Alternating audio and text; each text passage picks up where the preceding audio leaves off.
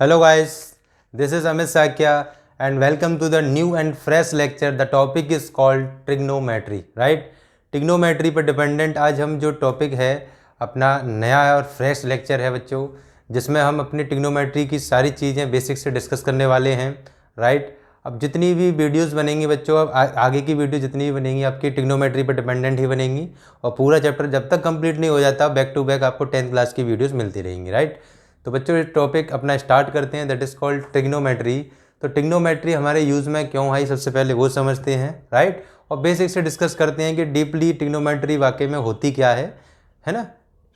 ICSC में बच्चों 9th class से ही दे रखी है, सीबीएसई में आपकी 10th क्लास से स्टार्ट होती है। आईसीएससी में आप बेसिक कर लेते हैं आईसीएससी वाले बच्चे, लेकिन सीबीएसई में जो ट्रिग्नोमेट्री टॉपिक है अपना वो 10th क्लास से स्टार्ट होता है, राइट? तो थोड़ा सा टॉपिक अब हट गया है ना स्टार्टिंग से, क्योंकि अभी हमने कुछ भी जानते नहीं इसके बारे में, जीरो बटे सन्नाटा है। तो बेटा हमें जीरो लेवल से लेकर ऊपर तक 100% तक लेके चलूँगा, जितना आपको अच्छे से समझा पाऊँ, राइट?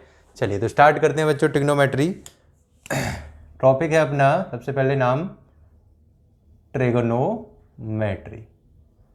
तो ट्रिग्नोमेट्री बेसिकली मेरे प्यारे बच्चों तीन जो वर्ड्स हैं उनसे मिलकर बना है ट्रिगो। एक तो इसको ब्रेक करते हैं हम, trigo TRI, that is try, है ना? उसके बाद गोनो को अलग कर लेते हैं, चलो गोनो, एंड मैट्री को अलग कर लेते हैं, दैट इज मैट्री। ठीक, ये तीन अलग अलग वर्ड से मिलकर बना है और तीनों को कंबाइन कर दिया तो ये बनेगा ट्रिग्नोमेट्री। और तीनों का अलग अलग मीन्स है। ट्रिग्नोमेट्री में ट्राई जो वर्ड है बेटा उसका मतलब है 3, ट्राई का मतलब 3, और गोनो का मतलब मेरे प्यारे बच्चों होता है साइड्स। क्या होता है? गोनो साइड्स होती है ना? मैट्री का मीन्स होता है मेजरमेंट। क्या होता है?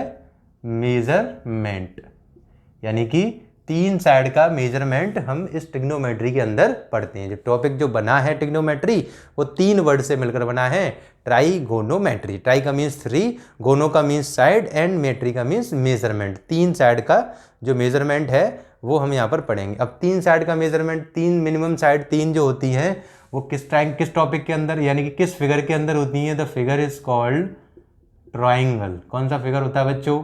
ट्राइंगल होता है। ट्राइंगल में कितनी साइड होती है? मिनिमम 3 साइड होती हैं। एक ऐसा पॉलीगन जिसमें सबसे कम साइड होती है, जो क्लोज फिगर भी होता है ना? पॉलीगन बोलेंगे तो क्लोज फिगर एक ही बात है, तो वो होता है अपना ट्राइंगल, राइट? ट्राइंगल ही बेटा सबसे छोटा वैसा फिगर है जो कम से कम साइड से मिलकर क्लोज फिगर बनाता है। ठीक, इसी में हम बेटा क्या करने वाले हैं, जो भी हमारे ट्राइंगल हैं डिफरेंट उनकी साइड के बारे में और एंगल के बारे में, हम मेजरमेंट उसके बारे में, इसका रिलेशन, ये सारी चीज़ें डिस्कस करने वाले हैं। अब बेसिकली मैं ट्राइंगल की बात करूं तो मेरे प्यारे बच्चों जो ट्राइंगल है वो इसमें राइट एंगल ट्राइंगल यूज़ होने वाला है। राइट एंगल ट्राइंगल आप जानते हैं, एक ऐसा ट्राइंगल जिसमें हमारा एक एंगल कितने डिग्री का होता है? 90 डिग्री। एक एंगल बेसिकली 90 डिग्री का हो, उस ट्राइंगल को हम राइट एंगल ट्राइंगल बोलते हैं। ठीक है, तो स्टार्टिंग करते हैं इसकी जो बेसिक डेफिनेशन है वहाँ से। ठीक है, तो डेफिनेशन जैसे अभी मैं लिख दूँ यहाँ पे, it is the branch of mathematics. आप लिख सकते हो अपने आप, it is the branch of mathematics, it is the branch of mathematics, it is the branch of mathematics which deals with the study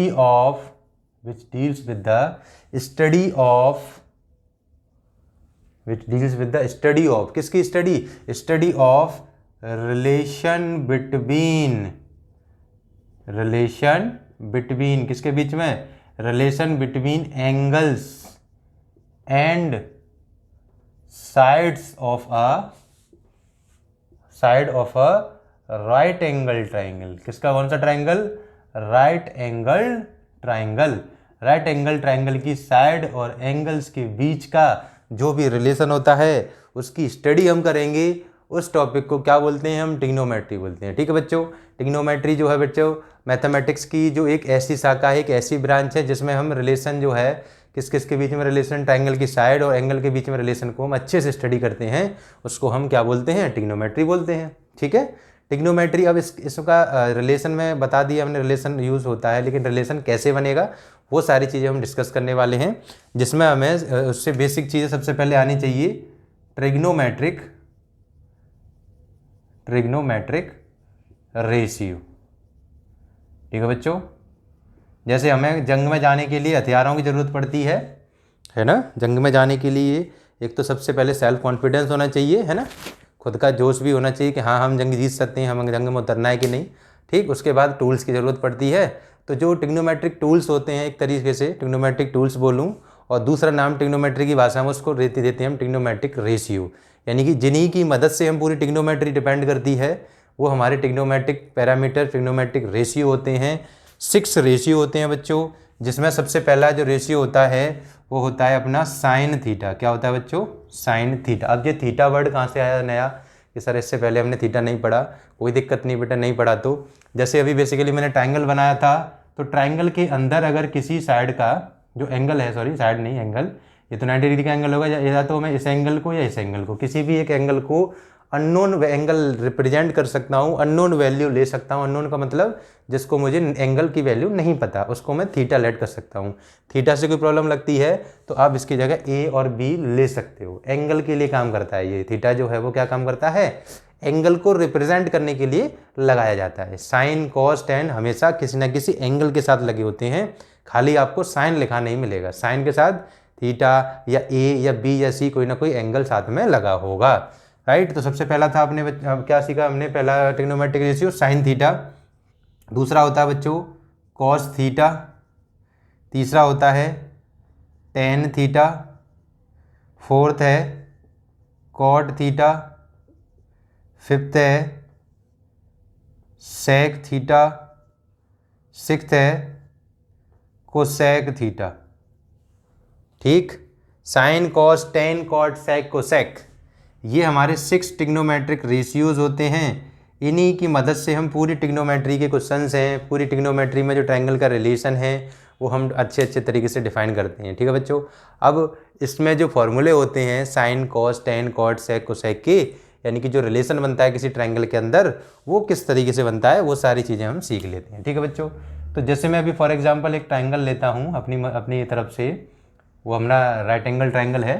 ठीक, ये मैंने साइड ली बच्चों ए, बी एंड सी।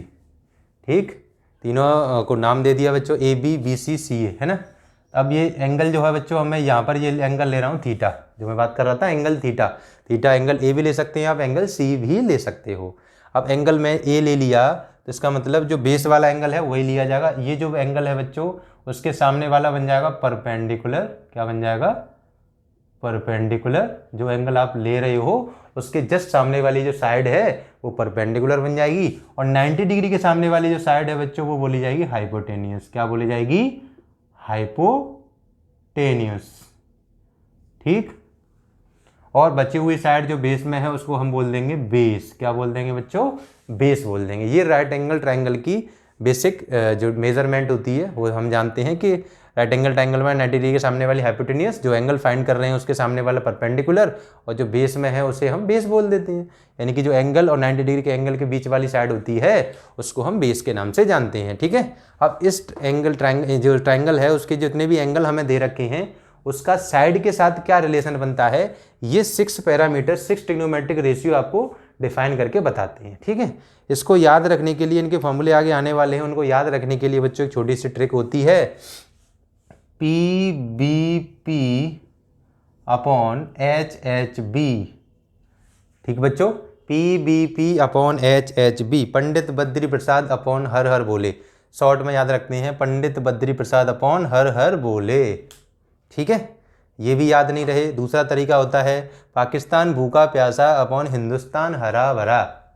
पाकिस्तान भूखा प्यासा अपॉन हिंदुस्तान हरा भरा। पाकिस्तान भूखा प्यासा है, हिंदुस्तान हरा भरा है। ठीक है बच्चों, एक और बेसिक सा तरीका, ये दोनों नहीं याद रहते हैं तो एक और फनी सा टॉपिक, फनी सी ट्रिक जिसको याद रखने के लिए, अभी सर से बार बार बोल रहे हैं ये टॉपिक क्यों करा रहे हैं बेटा, इनकी मदद से भी ये फॉर्मूले आने वाले हैं।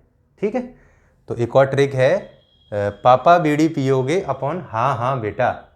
पापा बीड़ी पियोगे हाँ हाँ बेटा। तो इसको याद रखने के लिए बस आप ये चीज़ आपको नोट करनी है। पहला जो फॉर्मूला होता है बच्चों वो होता है साइन का। पहला फॉर्मूला होता है अपना किसका, साइन। दूसरा होता है बच्चों कॉस, तीसरा होता है टेन का, ठीक है, एंगल तो साथ में है ही है। फिर उसके बाद नीचे से ऊपर जाएंगे तो ये हो जाएगा कॉट का, ये बच्चों बन जाएगा सेक, और ये बन जाएगा कोसेक, राइट। तो अभी मैं बात करूं कि साइन थीटा इक्वल्स टू क्या आएगा, sine theta equals to perpendicular upon hypotenuse, क्या बन जाएगा, परपेंडिकुलर अपॉन हाइपोटेनियस। अभी मैं बात करूं कि बताइए इस ट्रायंगल के अंदर परपेंडिकुलर वाली साइड जो कौन सी है, वो परपेंडिकुलर है बच्चों BC, तो ये बन जाएगा BC अपॉन हाइपोटेनियस कौन सी है, AC, तो बन जाएगा BC अपॉन AC। इस तरीके से हमने क्या सीखा कि देखो ये एंगल था, इस ट्रायंगल के एक एंगल था और उसकी साइड ये वाली साइड और ये वाली साइड, इसके बीच का रिलेशन, इन दोनों को हमने सामने रख रहे हैं, तो बीच के रिलेशन के बारे में स्टडी कर रहे थे, तो वही रिलेशन आ गया साइड के बीच में और एंगल के बीच में। इसी स्टडी को हम क्या बोलते हैं बच्चों, ट्रिग्नोमेट्री बोलते हैं। क्या बोलते हैं बच्चों, ट्रिग्नोमेट्री, राइट। आगे जो हमने फॉर्मूला है कॉस थीटा, तो कॉस थीटा का फॉर्मूला बनेगा इस तरीके से, बेस अपॉन हाइपोटेनियस, क्या बन जाएगा बच्चों, बेस अपॉन हाइपोटेनियस। तो बेस कितना है अपना, बेस है बच्चों AB, और हाइपोटेनियस कितना है, हाइपोटेनियस इज कॉल्ड AC, ठीक। ये AB BC आपकी साइड चेंज भी हो सकती है, क्योंकि वो तो डिपेंड करता है कि आपने A यहाँ ली है या A ऊपर लिया है, लेकिन आपको ये फॉर्मूले बेसिक याद रखने हैं कि साइन थीटा इक्वल्स टू होता है perpendicular upon hypotenuse and cos theta equals to base upon hypotenuse, ठीक। उनको याद रखने के लिए ये ट्रिक मैंने बताई रखी है आपके सामने, इस तरीके से आप इसको याद रख सकते हो, ठीक है बच्चों। अब ये टेन का बना, क्या बनेगा बताओ, tan theta equals to perpendicular upon base, tan theta equals to perpendicular upon base. तो परपेंडिकुलर साइड कौन सी है, BC, और बेस जो है वो अपॉन में है, that is called AB, right. अब मैं बात करूं आपको कॉट का निकालना है, सेक का निकालना है, कोसेक का। तो कॉट का निकालने के लिए नीचे से ऊपर जाएंगे, यानी कि बेस अपॉन परपेंडिकुलर, क्या बन जाएगा, बेस अपॉन परपेंडिकुलर, ठीक है। तो बेस अपॉन परपेंडिकुलर, बेस कितना है AB और परपेंडिकुलर कितना है BC, ठीक। सेक थीटा इक्वल्स टू क्या बनता है बच्चों, सेक थीटा इक्वल्स टू, अच्छा ये जो नीचे वाला पोर्शन है, आई थिंक अगर आपको नहीं क्लियर दिख पा रहा हो तो यहाँ पे मैं एक लिखता हूँ, जो लास्ट वाला है उसको उधर लिख देता हूँ, ठीक है। तो ये अपना फिफ्थ है sec theta, sec theta equals to क्या बताया था अभी हमने, सेक थीटा इक्वल्स टू नीचे से ऊपर जाएंगे हाइपोटेनियस अपॉन बेस, क्या बन जाएगा, हाइपोटेनियस अपॉन बेस। तो हाइपोटेनियस साइड कौन सी है बच्चों, AC अपॉन बेस जो है बच्चों AB, बेस कितना मिला हमें, AB। यहाँ से हमने फिफ्थ फॉर्मूला ड्राइव कर लिया। अगला है बच्चों cosec theta, cosec theta equals to होता है हाइपोटेनियस अपॉन परपेंडिकुलर, यानी कि H upon P, right. H means hypotenuse, hypotenuse कितना AC, परपेंडिकुलर कितना बच्चों BC। तो इससे हमें जो 6 ट्रिग्नोमेट्रिक रेशियोज थे उनके बीच का एंगल, उनके बीच के ट्रायंगल के अंदर एंगल और साइड का जो हमने रिलेशन था वो सीख लिया। ये बेसिक फॉर्मूले हैं, ये आपके बहुत काम आने वाले हैं, ठीक। अभी यहाँ से मैं अगर आपको एक छोटा सा बेसिकली टूल्स बताऊँ, दैट इज़ एक कोई रिलेशन बताऊँ, एक नया रिलेशन बताऊँ, वो यहाँ से रिलेशन बनता है, इसे बोलते हैं हम इनवर्स रिलेशन। क्या बोलते हैं बच्चों, इनवर्स रिलेशन। इनवर्स रिलेशन मतलब किन किन ट्रिग्नोमेट्रिक रेशियो का आपस में एक दूसरे से उल्टा रिलेशन होता है, ठीक है। इनवर्स रिलेशन मतलब जैसे अगर मैं फॉर एग्जांपल इधर देखूं, इसको ऑब्जर्व करूं, तो टेन थीटा जो है परपेंडिकुलर अपॉन बेस है और फिर कॉट थीटा उसी का उल्टा है, क्योंकि उसका फॉर्मूला क्या बन के आ रहा है, बेस अपन परपेंडिकुलर बन के आ रहा है। फॉर एग्जाम्पल अगर मुझे पता है टेन थीटा है इंटू कॉट थीटा है, इसको मैं अगर सॉल्व करूं तो टेन थीटा की वैल्यू बच्चों बन के आ रही है कितनी, टेन थीटा की है परपेंडिकुलर अपॉन बेस, ठीक है। तो ये बनी perpendicular upon base into cot theta की वैल्यू है बेस अपॉन परपेंडिकुलर, तो कॉट थीटा की बन जाएगी बेस अपॉन परपेंडिकुलर।